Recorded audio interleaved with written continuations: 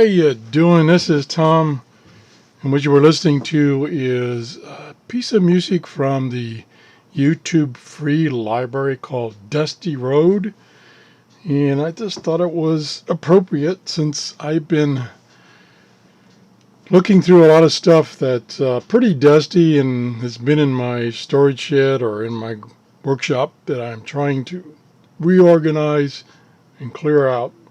And I got another item here. Comes in this neat little case. This thing is quite old, kind of like me. And you know what it is? It's a piece of electronics. I'll open it up here. What it is? It's a VOM, a volt ohm meter, and it's a Midland is the brand.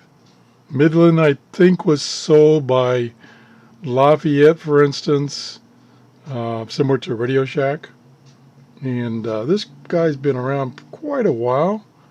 It will measure volts and continuity and volts in DC and AC. And it has a limited testing capability for current up to 250 milliamps. Pretty limited.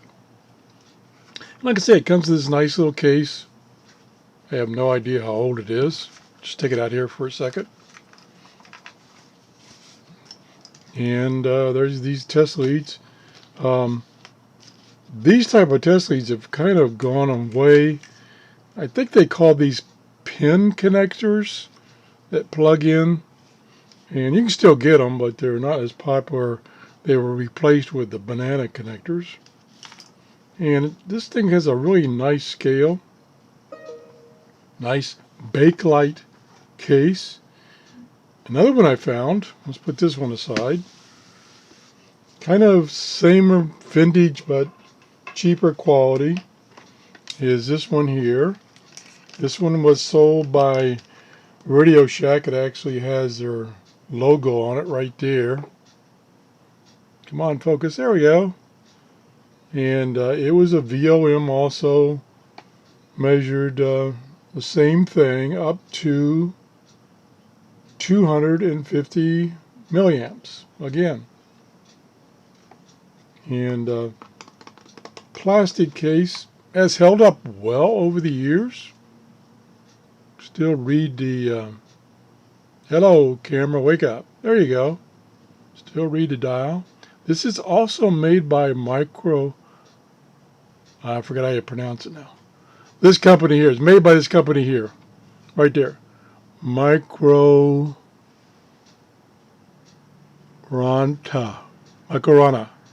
So is that what this one was? No, this was a Midland. So these are two different. This is a higher quality than this one, especially since it has that Bakelite case. But this one is made in Japan. I think this one is probably made in either Japan or China.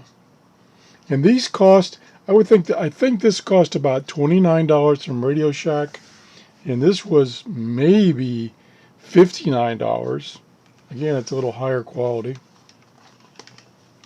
And I don't know if it's any more accurate.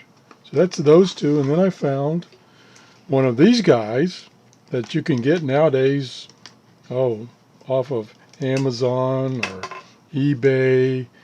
And it tests all kinds of things, supposedly. It even has a little socket right here for testing transistors. Never used it.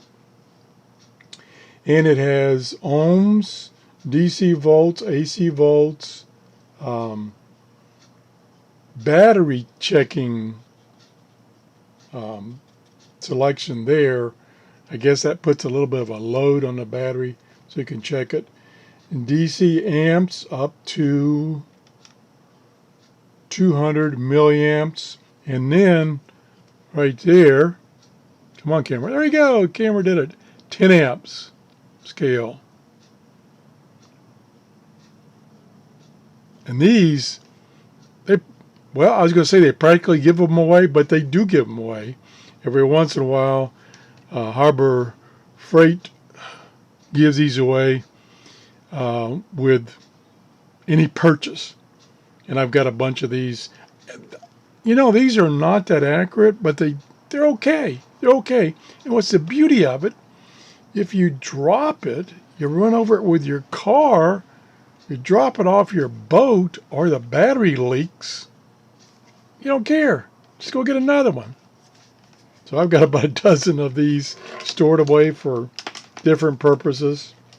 So that's kind of my collection of meters that I found, VOMs in this case, that I found right away. Now I have many other VOMs in larger size. I have Heathkit VTVM, which is a vacuum tube voltmeter. Those were supposed to be more accurate than these VOMs. They also had a higher impedance so that you didn't put a heavy load on whatever you were testing, which could give you inaccurate results. And I've got some RCA analyzers, they called them, which were just VOMs. I got some fluke meters. I have, oh gosh, 40 or 50 different meters that I could just think of right offhand.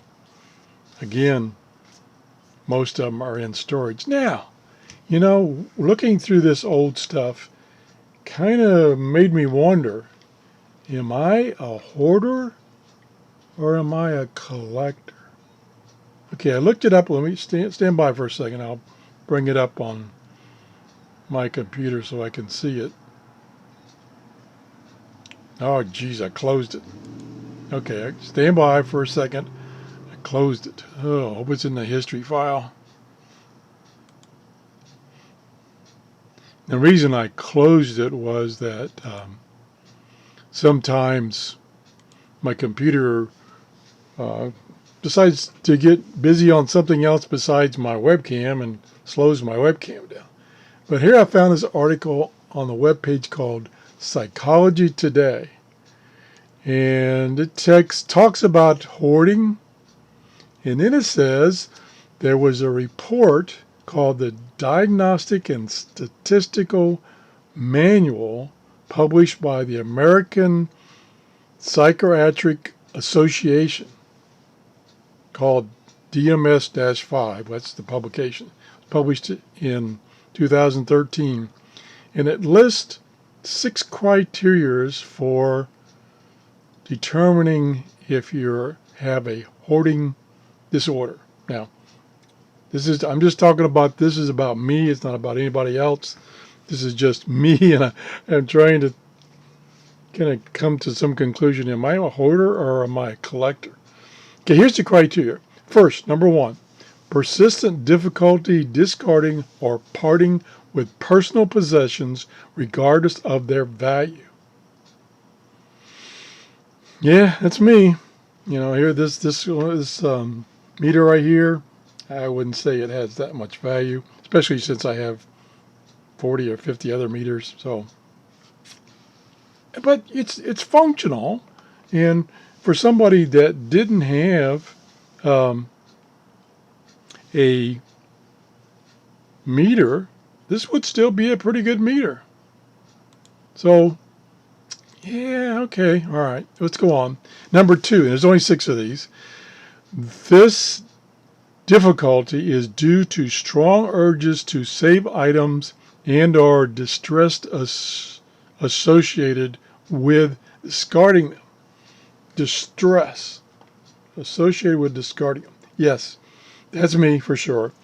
I've been trying all year to clean things out, and I really, you know, because most of the stuff I do save has value. It does have value.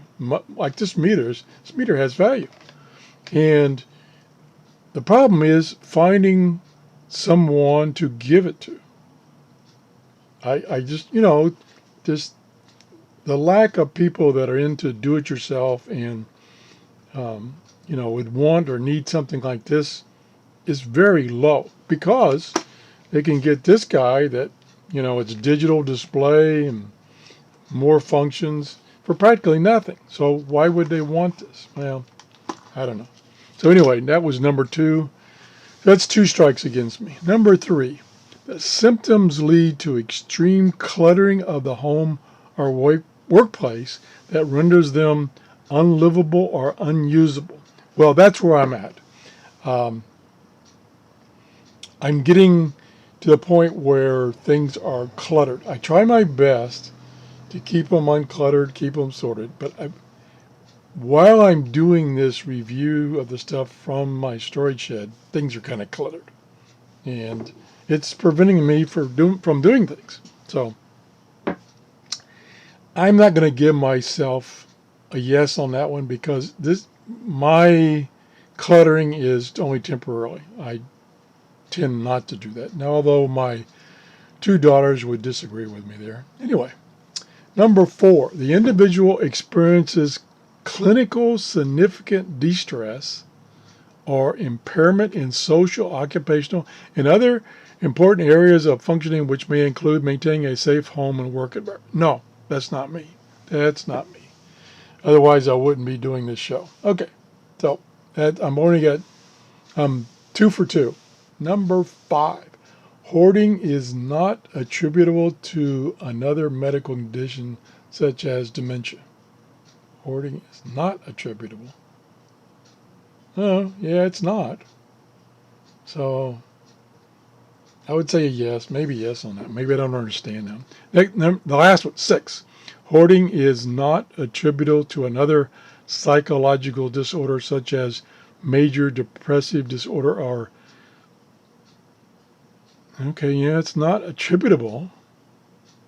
So I can't blame it on depressive disorder. So I gotta say yes. So that means I'm 4 out of 6 as far as having a hoarding disorder. Oh my gosh. Should I be worried about this or not? I don't know. But I'm trying my best to go through this stuff and categorize it. I've thrown one or two things away, and I tried my best to give things away. But like I say, this, in this field, radios and electronics, people nearby that I know are just not interested. I don't know.